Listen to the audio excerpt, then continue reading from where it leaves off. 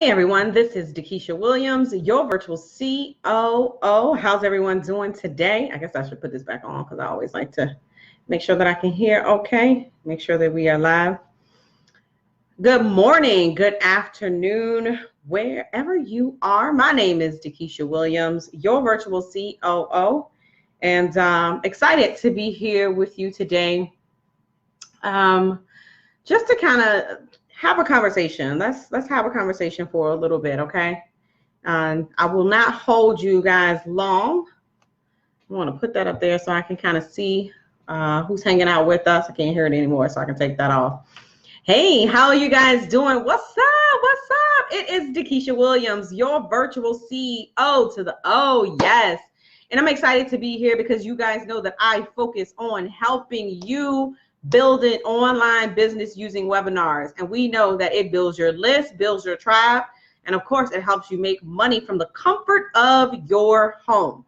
Now, so today I'm going to show up and I want to have a conversation with you because I want to address some of the things that we tell ourselves as entrepreneurs of why we are not hosting webinars. So if you are joining me, whether or not you are with me live or you are watching the replay, do me a favor and let me know if you are using webinars in your business. Can you do that favor for me? Can you please do me that one favor? And I tell you what, if you are using webinars in your business, say I am. That's all you have to do, right? All you have to do is say I am and let me know that you guys are using webinars in your business. Because what that tells me is that you are not afraid to step out and, out of your comfort zone and do something that everyone is not doing. Now, it may feel like everyone is using webinars in their business. It may seem like everyone is using webinars. Hey, Marcy. Hey, Tam. Hey, Lavelle. Good afternoon. Hi, Charlotta. Love you to pieces. But yeah, so listen, this is my safe space, okay? So there's no judgment from me if you are not consistently using webinars in your business. So you are in the right place. Just hang out with me for a little while longer, if you want to have a conversation around using webinars in your business. If you're not, don't worry, no shame, nobody's gonna talk about you, none of that, right? But here's the thing, and this is what I hear a lot, and I want you to be honest with me. If you're watching the replay, I still want you to be honest with me too. Don't be hiding behind the replay, okay? But if you feel like, you have not hosted a webinar in your business because your program, your curriculum is not complete. Is that you? Am I talking to you?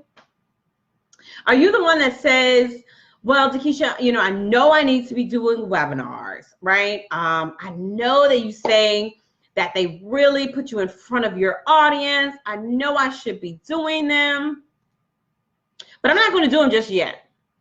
I'm not going to do them just yet because you know what? I don't have my membership site set up. I don't have all of my content recorded. I don't have all of my content mapped out. Am I talking to somebody? Because I hear this a lot. So let me tell you something. And I want you to write this down in your notes. You have everything that you need to be successful right now. Do you believe that? I'm going to tell you again. You have everything that you need to be successful right now. And I want you to tag your accountability partner. If you have a business bestie, I want you to tag them right now. And I want you to let them know you have everything you need to be successful right now. And Dakisha says so. Okay? So hopefully you guys can hear me loud and clear, because guess what? Again, I forgot my mic. I get so super excited and I forget my mic. But hopefully you guys can hear me loud and clear. There's no echo in the background. But anyway, so we're going to keep going. And so for those of you all that are under the sound of my voice that are hanging out with me for a little while, and you're saying, Dakisha, I really want to do webinars and I've been hosting webinars, but, I'm not monetizing them. because my curriculum is not complete. Can someone type wrong, wrong, and wrong to the wrong in the feed, please? Like, just type wrong for me, right? And so you don't know what you don't know. All right. You don't know what you don't know. And so some of my students have had success with literally just hosting a webinar, curriculum not complete at all. And here's the beauty of that, okay? Let me tell you why I feel like this concept is backwards. So let's imagine that you had 12 modules. I don't know, that's a lot. That's a good program. It's 12 modules, right? Imagine that you had 12 modules and you spent money, right? We're gonna take it up a notch. You spent money to go into a studio and actually record these 12 modules. All right. You set and you design the PowerPoint presentation for each one of these 12 modules. Do you know how much time that takes? Let's just say that it takes an hour to develop a good PowerPoint presentation for a module, right? That's 12 hours. All right. Now you have to edit them. If you want to, if you want to jazz them up just a little bit, you got to edit them, right? So let's just say you outsource that. Someone does it $1,000. Let me get my pen, right? So now we have 12 hours of work. We have $1,000 invested. Let's just say that the program, I don't know, costs $9.97, $1,000. And whatever you decide to name this particular program, right? Now you spent 12 hours designing, developing, and everything. You haven't sold the course yet, you guys. You have not sold one person into this curriculum, but you spend 12 hours, $1,000 minimum, because we're going to assume that you designed the PowerPoint itself. We're not going to make the assumption that you hired and outsourced someone else, because that may cost up to $2,000 for 12 modules. Excuse me, 12 modules. All right, so you have 12 modules. You have your slide presentation. You've got your membership site, all right? And you got your program for $9.97. Now you are ready to introduce this program to the masses, to the world, right? And so now you make the decision, okay, I'm going to host my webinar and I'm going to offer this program and everything is perfect. Pause right there for a second and jot this down in your note. We strive for excellence, not perfection. We strive for excellence, not perfection. Did I hurt somebody's feelings? Sorry, not sorry. All right. Now, so since your course is perfect, here is what typically happens when your course is perfect. And it's easily mapped out, right? And I'm going somewhere with this. No one purchases. Oh, what? So you host a webinar, you offer this perfect program that's all mapped out, it looks good, but it does not solve the problem that they have. Somebody write that down in your notes. What do you mean, Nikisha? So you created this curriculum, right? You spent 12 hours. Now, how much do you make for 12 hours? Like if I could do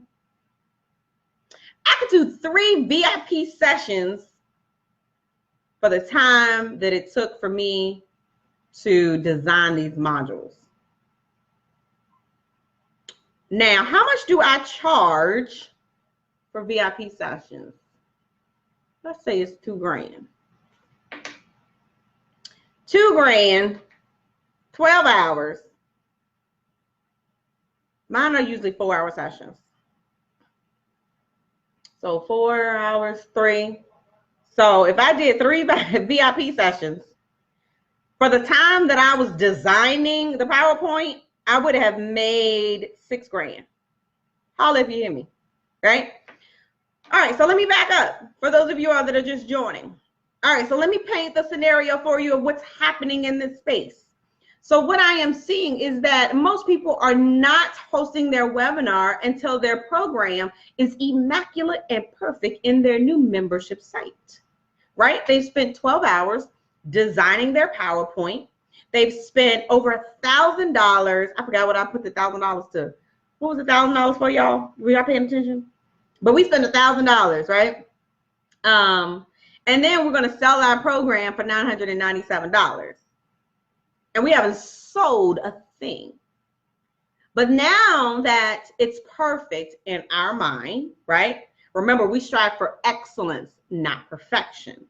But in our mind, we're telling ourselves that, oh my God, my program is ready. It's ready for the world. The presentation looks great.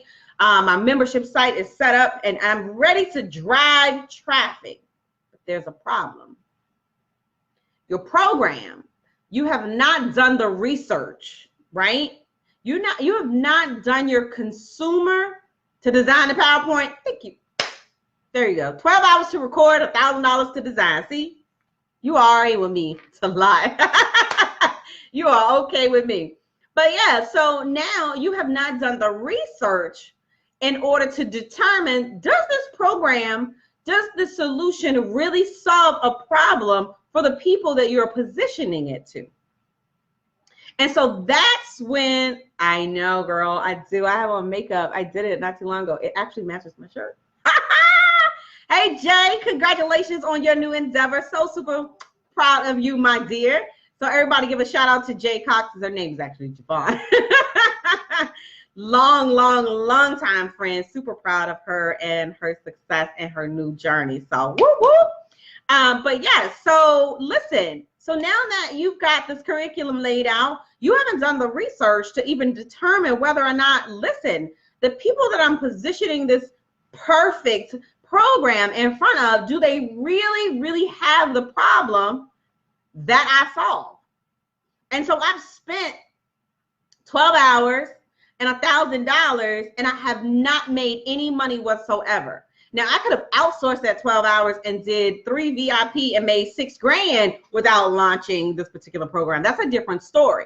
So here's why I feel like approaching this concept is backwards, because when you do the webinar first and then invite people into your program, not only can you ensure that your content matches the problem that you solve.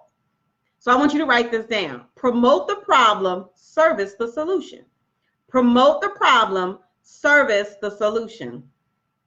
So this curriculum that you are putting together should be servicing the solution. So whatever problem that it is that they have, your curriculum should solve that problem. But you have to do the research and development first to determine, does your curriculum match that problem? And I want you to think about that. So why do I feel like my concept or my approach is the best method? Here's why I feel like that. So I'll give you an example. One of my students in the WSB program, which is the Webinar Success Blueprint program, one of the things that they did was they did their webinar. They're like, listen, Takesha says I can build my list, I can get people on my list, I can make money if I get on here, turn the camera on, and I host a webinar. Now, please do not mistake that this live stream, this live broadcast is not a webinar. You did not have to register to participate. There is no barrier to entry, and anybody and their mama or their daddy can join and participate, okay? So this is not a webinar. This is a live stream broadcast, and there is a huge difference. So here's my approach, and here's why I think my approach should work for you.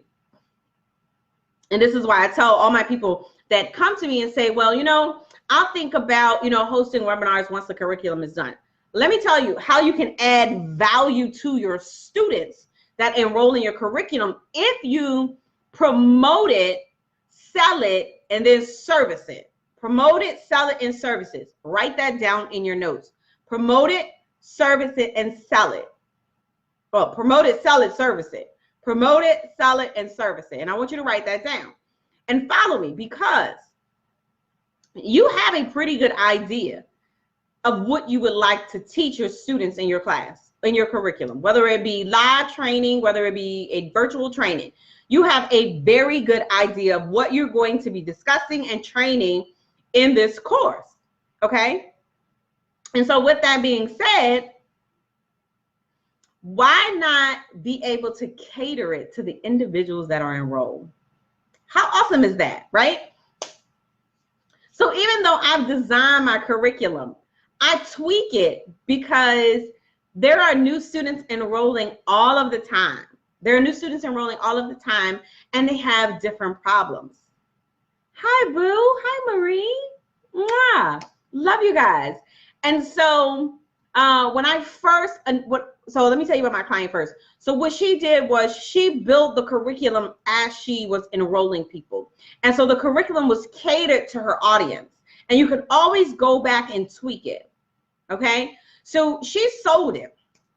And it was so funny because she was having technical difficulties. I think it kicked her off of the broadcast and everything. But her tribe waited for you. Let me share something with you. When you find your tribe and you love on them, they will wait for you. You hear me? And they will stand by you. And so that's what they did. They stood by her when she was kicked off of the Zoom. All right. And so at the end of the Zoom, she enrolled 8 people into her curriculum. Was it mapped out? Absolutely not. But she made money. And so now, so the curriculum may start in a week or two. So now she has time to develop the curriculum. But she can actually get to know her students and design the curriculum based on where her students are. How awesome is that, right? And so she was able to follow up, and she enrolled 8 more students after that particular program. Like, super cool. Now, I've also had a student whose curriculum was 100% like design, because it was an old curriculum that they had taught like 2 years ago, right? 2 years ago. And so we just relaunched it. And so I gave them a launch strategy, because I don't think they really ever had a launch strategy with it. And this particular, she had already done the research. Listen, she had already done the research to determine that there was a need for the solution that she provided. And so she launched in less than 3 weeks after enrolling into the program, utilizing the strategy. And she literally launched, had over 300 something people on her webinar, 300 registered for her webinar, 100 showed up. Right? And she converted 8. She converted 8. And I think she still had the industry standard. Industry standard is 3 to 5% conversion on the webinar. Well, I think it's, will this help to retrieve the pressure? Well, this can help to retrieve the pressure of creating the curriculum too soon. Absolutely. Oh, absolutely. And so listen, she enrolled 3 to 5% from the webinar. And then I showed her how to pick up money on the back end stage, on the back end. Like, we don't leave the money on the table. I want you to write that down here. We do not leave money on the table, okay? And so she picked up additional clients on the back end and generated, I think it was $4,000, $5,000, in between $4,000 and $5,000 in a 7-week launch strategy. Like, how many of you all can use $4,000 in 7 days? How cool is that, right? And so, rinse and repeat. It's a sequence of activities that you do over and over again. So listen, so do not listen to the hype of the individuals that may be telling you, or excuse me, whether you're seeing it online that says you cannot launch when your curriculum is not 100% built out. Don't put that pressure on yourself. That's right. Do not put that pressure on yourself of not launching until it's 100% built out. Listen to me. It took me 2 years. It took me 2 years to build out the entire sequence for Webinar Success Blueprint. And it is finally 98% automated. 2 years later, you guys, $77,000 of revenue generated later. So do not put the pressure on yourself to wait until everything is perfect to launch. Let me tell you something. If you're waiting for everything to be perfect, you'll never launch. But we strive for excellence, not perfection. All right? So let me know if you guys have any questions about that. Let me know your thoughts on that. You may or may not agree with my concept, my approach, but it works for me and it works for my students. So again, my name is Dakisha Williams, your virtual COO. Be passionate, be purposeful, but more importantly, be profitable. I love you guys, and I'll see you next time.